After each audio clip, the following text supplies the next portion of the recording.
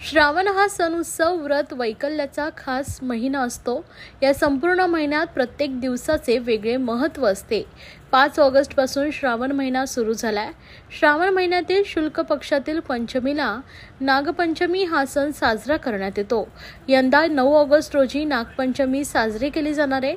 नागपंचमीच्या दिवशी नागाची पूजा करून त्याची कृतज्ञता व्यक्त केली जाते। भारतीय सण समारंभ हे निसर्गाची कृतज्ञता व्यक्त करण्याचा संदेश देत असतात। असं म्हणतात की नागपंचमीच्या दिवशी भगवान श्रीकृष्ण कालिया नागाचा पराभव करून यमुना नदीच्या पात्रातून सुखरूप आले होते। त्या दिवसापासून श्रावण शुद्ध पंचमीला नागपूजा केली जाते। या दिवशी भारतात नाग अथवा सापाला दूध, फळ, गोडाचे पदार्थ, फुले अर्पण केली जातात।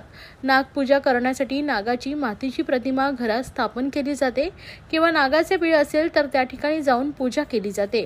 बाजारामध्ये नागपंचमी सणासाठी आवश्यक असणारे विविध प्रकारचे पूजेचे साहित्य दाखल झाले आहेत। यामध्ये प्रामुख्याने विविध स्वरूपातील नागाच्या मूर्ती बाजारामध्ये उपलब्ध आहेत।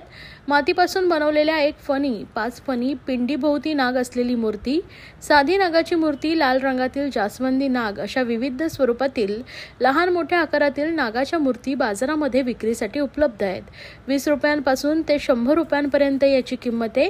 काही ठिकाणी कागदावरील नागाचे चित्र लावून त्याची पूजा केली जाते। पेन, खोपट, कळवा येथे कुंभार या नागाच्या मूर्ती बनवित असल्याची माहिती विक्रेते उत्तम राम बच्चन पठार यांनी दिली आहे। तसेच पूजेसाठी काकडी, फुलोरा, हळदीची पाने, फुलोरा, लाह्या, फळे यांचा वापर केला जातोय। तर महिला वर्ग या सर्व गोष्टींची आवर्जून खरेदी करतायत। श्रावणातील पहिला सण असल्याने घरोघरी हा सण साजरा केला जातो।